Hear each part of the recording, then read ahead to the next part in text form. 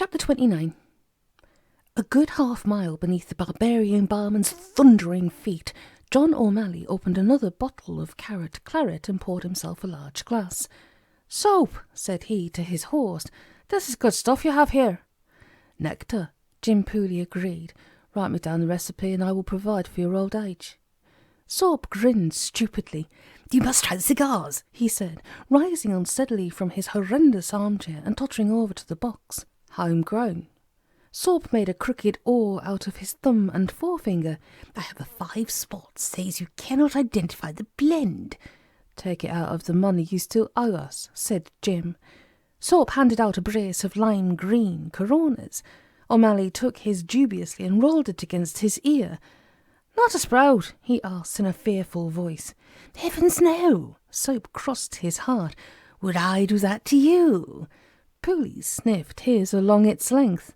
"Not spud." "Absolutely not. I know Omally stuffs his peelings into his pipe, but even he would draw the line at manufacturing cigars from them." "They don't roll," said John, making the motions. The two men lit up and collapsed simultaneously into fits of violent coughing. "Whatever it is," wheezed John, tears streaming from his eyes, "it's good stuff." "Perhaps a little sharp." Jim's face now matched the colour of his cigar. "Do you give up?" "Indubitably." "Well, I shan't tell you anyway." Soap slumped back into his chair, hands clasped behind his head. The ruddy hue slowly returned to Jim's face as he got the measure of his smoke. "How long do you think we're going to have to fiddle about down here?" he asked. Soap shrugged. Omally tapped a 1/4 inch of snow-white ash into a glass cash-pot of the border persuasion. "We can't stay down here indefinitely, Soap," he said. "Although your hospitality is greatly appreciated, you must surely realise that we must make some attempts at salvaging something of our former lives. We were quite fond of them." Soap waved his hands at the Irishman. "All in good time, John. The prof will tip us the wink. For now, have a drink and a smoke and a pleasant chat." "I fear we will shortly exhaust all topics of conversation." "Not a bit of it. I am a fascinating conversationalist. On most matters I am eloquence personified. My range is almost inexhaustible." "And your modesty, legend. I know." "All right then, what is your opinion of evolution?" "A 90 on wonder." Omally awaited the applause. "I have a somewhat revolutionary theory of my own." "I do not wish to hear it." "I subscribe to the view that the world was created 5 minutes ago, complete with all records and memories. Although an improbable hypothesis, I think you will find it logically irrefutable." "And how long have you held this belief?" "Hard to say. Possibly 4.5 minutes. Faulty roll." "Well, what about politics then? As an Irishman, you must have some definite views." "As an Irishman, I never trouble to give the matter a moment's thought." "Religion then?" "I subscribe to the view that the world was created 5 minutes ago. Are you looking for a great change, Soap?" "Only trying to pass the time with a little pleasant intercourse." "Careful," said Jim. "Well, I get few callers." "Hardly surprising. Your address is somewhat obscure even for the A to Z." "Would you care to see my mushroom beds?" "Frankly, no." "I spy with my little eye." "Stick it in your ear, Soap." The 3 men sat a while in silence. Jim picked a bit of chive out of his teeth and won 5 quid from Soap. But other than that, there was frankly no excitement to be had whatsoever, which might in its way have been a good thing, for there was a great deal of it in the offing. A sudden bout of urgent knocking rattled Soap Distant's front door. "Expecting guests?" Omally asked. "Ladies, I trust. Current affairs played havoc with my social calendar." Soap's face had, within the twinkling of an eye, transformed itself from an amiable countenance into the all-too-familiar mask of cold fear. "Are either of you tooled up?" he asked inanely. "I have my Barlow knife," said Omally, rapidly finishing his drink. "And me, my running shoes," said Jim. "Where's back door, Soap?" Mr. Distant dithered in his armchair. "No one knows of this place," he whispered hoarsely. The pounding on the door informed him that the statement was patently incorrect. Omally rose hurriedly from his seat. "Lead us to the priest's house, Soap, and make it snappy." "On for that." Jim leapt up and began smacking at the walls. "Where's the secret panel, Soap?" Soap chewed upon his knuckles. "It's the other me," he whimpered. "I knew it had to happen, even here." "The odds are in its favour. Kindly show us the way out." There's no other exit. Then find us somewhere else to hide. Someone must continue to serve the cause, even if you are indisposed. Yes, fair dues. Jim agreed, as the pounding rattled ornaments and nerves alike. If it's the other you, then he may not know John and I are here. We at least should hide until the bloodshed is over. Oh, thanks very much, pals. We do the same for you. Come again. Open up there! A voice from without brought the ludicrous conversation to a halt. It's Sherlock Holmes, said Omally. Let him in. Soap hastened to unfasten the front door. Close it without delay. The detective pressed himself inside. They are hard upon my heels. How did you know where I lived? So pressed the bolts home. No matter. Are you three tooled up? Omally shook his head and fell back into his seat. Pooley did likewise. Would you care for another splash of carrot, Jim? Omally waggled the bottle towards Pooley. Another would be fine. So how goes the game of foot, Sherlock? A bit iffy as it happens. Holmes drew out his revolver and flattened himself against the front wall. Jim rattled his glass against the bottle's neck. And you've brought the lads down here after us. Most enterprising. Never really believed in him, you know, said John, now refreshing his own glass. I looked it all up in the library, Pooley replied. The evidence is very much against him, purely fictitious, I so believe. Wise up, said Sherlock Holmes.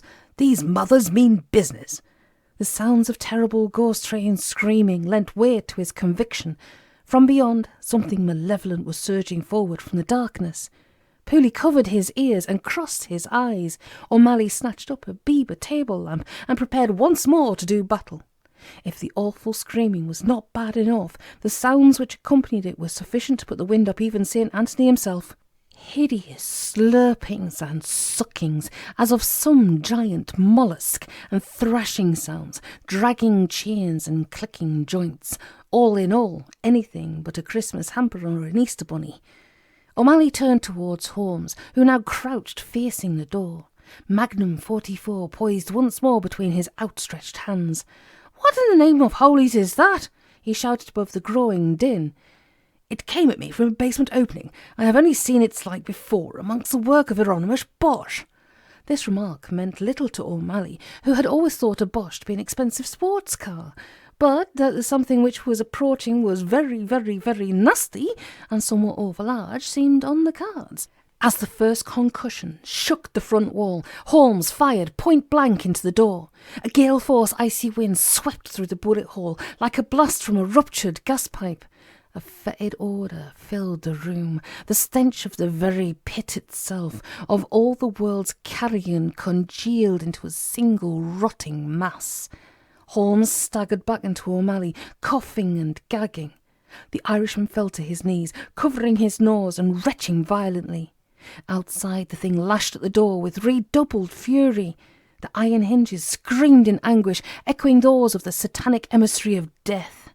Beneath the throbbing door, slim, barbed hooks worked and tore. A yellow haze of brimstone coloured the unbreathable air, and the room shook and shivered beneath the hellish assault. Omally crawled over to Soap Distant, who had wisely assumed the fetal position beneath the table. "You've got to get us out," he growled, tearing away the hands clamped about the albino head. "There has to be a way." "No way!" Soap tore himself from O'Malley's hold. "No way!" Shivers of woodwork flew from the bottom of the door as the evil barbs, now showing porcupine quills and scorpion tails thrashing about them, stripped the Ronseal finish clear down to the filled knot holes. Omally stumbled to his feet. Sherlock Holmes was standing alone in the whirlwind, a speckled band tied bandana fashion across his face, a finger in the air. The doyen of Dix was definitely off his trolley, thought John. As if reading his thoughts, Holmes suddenly struck him a weltering blow to the skull. Caught in surprise, John hit the deck. Holmes leapt down upon him and pointed frantically through the swirling, cascading stench. "Fireplace!" he shouted, his voice all but lost amidst the screaming, the hurricane and the splintering woodwork. "Up the chimney! Get going! Quick!" It took very little time for Omally to cop on. Grabbing the huddled Pooley firmly by the collar, he dragged him towards what was surely the only hope of escape. Holmes stepped over to Soap and booted him in the ribcage. Soap peered up bitterly towards his tormentor, a dizzy blur, lost for the most part in the maelstrom of tearing elements. Holmes stretched deftly forward and hooked a pair of fingers into the suburtha's nostrils. "Leaders out!" he cried, bearing him aloft. Whimpering and howling, but somehow happy for the nose plugs, Soap staggered forward. Holmes thrust his head first into the fireplace, and then, suddenly enlightened, Soap turned towards his persecutor with a nodding, smiling head and gestured upwards. Within a moment he was scrabbling into the darkness above. Omally pressed Jim onwards and followed hard upon his heels. Holmes spun about, revolver in hand, as the door burst from its hinges to spin a million whirling fragments about him. The icy gale tore his tweedy jacket from his shoulders as the thing rolled into the room. A tangle of barbs, quills and spikes, whipping and lashing and screaming. Screaming! The great detective held his ground and fired off his revolver again and again into the spinning ball of death as it charged towards him. The wind and terror coming from below spurred on the three-man escape committee as it crept higher and higher up the narrow black chimney. Soap's voice called down from above, "Come on, lads! Shouldn't be more than a mile at most." Pooley mumbled and complained, but Omally, who was tail-end Charlie and in the most vulnerable position, bit him in the ankle. A howl of pain and a sudden acceleration from Jim assured the struggling Irishman that the message was well received. The going was far from certain and made ever more perilous by the cramped space and the complete and utter darkness. Stones and grit tumbled down into the climbers' faces. Soap trod upon Jim's hands, and Jim, out of fairness, trod upon John's. Higher and higher up the slim shaft of hope they clambered until at last they could no longer feel the icy wind rushing from below or the awful stench souring their nostrils. They paused a moment, clinging to what they could for dear life, to catch their breath and cough up what was left of their lungs. "How much farther, Soap?" Omally wiped at his streaming eyes and strained to support himself whilst delving in his pockets for a cigarette. "A goodly way, and all of it straight up." "There was actually an opening at the top," Jim ventured. "I'd just hate to climb all this way and find myself peering out of a ventilation duct in Latanus and Romer's basement." To be quite candid, this digging is one of the great grandaddies. We shall have to trust it to the luck of the distance." "Oh, very comforting." "Oh, ow! Sorry, Jim, did I send you bum?" "Pass me up that cigarette, you clumsy oaf." "Smoking cigarettes can harm your health," said Soap. "Onward, Christian soldier," said Jim, withdrawing the lighted cigarette from Soap's trouser seat. The three continued their bleak and harrowing journey, now illuminated by the firefly glow of 3 burning cigarettes. The first hour was really quite uneventful, other than for the occasional minor avalanche which threatened to plunge them to a most uninviting oblivion. It was several minutes into the second that things took a most depressing turn for the worst. "I hate to tell you this," said Soap, distant, "but I've run out of passage." "You've bloody what?" "Careful there, that's my damn hand you're treading on." "Get a move on, Pooley." "Shut up, John." "Stop, the two of you. For God's sake, I can't climb any higher." "Then get to one side and let us pass." "He means the passage has come to an end, John." "Then stand aside and let me kill him." "Shut up. I can see daylight." "What?" The 3 men strained their eyes into the darkness above. In the far distance a dim light showed, a mere pinprick, yet it was some kind of hope, although not a lot. "Get a move on," growled Omally. "I've told you, something's blocking my way." "I just knew it," said Jim, with the voice of one who just knew it. "No way up, no way down. Doomed to starve here until we drop away one by one like little shrivelled up." "Give it a rest, Jim. What's in the way, Soap?" Soap prodded above. "Some old grill or grating, rusty as all hell." "Easy on the descriptions. Solid as a rock, also." "Doom and desolation. Oh, misery. Oh, misery." "I've plenty of fuel in my lighter, Jim." "Sorry, John. Can't you wiggle it loose, Soap?" "It's rusted in. Can't you hear what I'm saying?" "Let me get up there, then." "There's no room, John." "Then we'll all just have to push. That's all. Brace yourself, lads. After 3. 3!" Soap wedged his shoulders beneath the obstruction. Jim got a purchase under his bum, with Omally straining from below. "Here! Ow! Get off there! My God! Again! It's giving! It's not giving! I am! I felt it give! That was my shoulder! Put your back into it! Mind where you're holding! We're there! We're there! Who said that? One more time! It's giving, it's gone! Soap's head and shoulders battered up through the obstruction, a thin and crumbling iron grid cemented solidly into place through the application of 50 years' pigeon guano.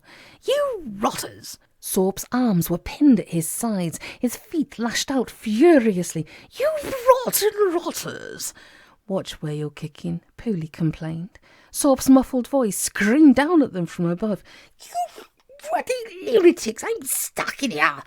Now, as one might reasonably expect, a heated debate occurred beneath the struggling Soap as to what might be the best means of adding the necessary irresistible force to the currently immovable object. We must pull him down and give him another charge, Jim declared. Down on top of us so we all fall down the hole. Greasing with goose fat. You, Wally. Tickle his feet then. And you a millionaire, Jim. I thought you blokes had it all sussed. A hoist, my kingdom for a hoist. I'm starting to suffocate, lads, called Soap distantly. Pooley weighed up the situation. Doom and desperation, he concluded. Stop everything, Omally demanded. Enough is enough. It's a well-attested fact that the man who can get his head and shoulders through a gap can get the rest of him through also. Soap wriggled like a maggot on a number 9 hook. Stick your head down here, Jim. I want to whisper. Soap thrashed and struggled, but his movements were becoming weaker by the moment. I can't do that to Soap. It only takes a second. Take my word for it. It'll do the trick. But he's not decent. Do it to Soap, or I'll do it to you. Pooley closed his eyes and gritted his teeth. Reaching up, he performed a quick, vicious action.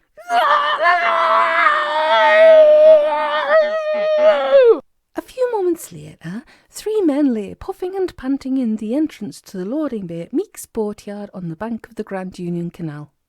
A few feet away, a wall of impenetrable turquoise light rose from the water and spread away to either side and ever above. Too much to hope that we'd come up on the other side, sighed Pooley. Soap, distant, red-faced and clutching at himself, looked daggers at him. I'll have you for that, he said painfully. Jim smiled sickly. What could we do? Look on the bright side. At least we all got out alive. Not all, said John Omally. Eh? Omally gestured towards the open manhole through which they had just emerged. And then there were 3, he said in a leaden tone. Holmes! Cried Pooley. In all the excitement, he scrabbled over to the manhole and shouted the detective's name into the void. His voice came back to him again and again, mocking his cries. Leave it, Jim. Omally put his hand to his best friend's shoulder. He never had a chance. I didn't think. Pooley looked up fearfully. I didn't think. None of us did. We only thought of ourselves and our own. We left him to, yes, and he saved our lives at the expense of his own. A noble man. Pooley climbed slowly to his feet and thrust his hands into his trouser pockets. He looked up to where the Latinos and Rometh building arose, filling the skyline. Oh, damn, he said, kicking at the toppled manhole cover. Oh, damn. Those swine are going to pay for this. Oh, yes, said John Omally. They're definitely going to do all of that.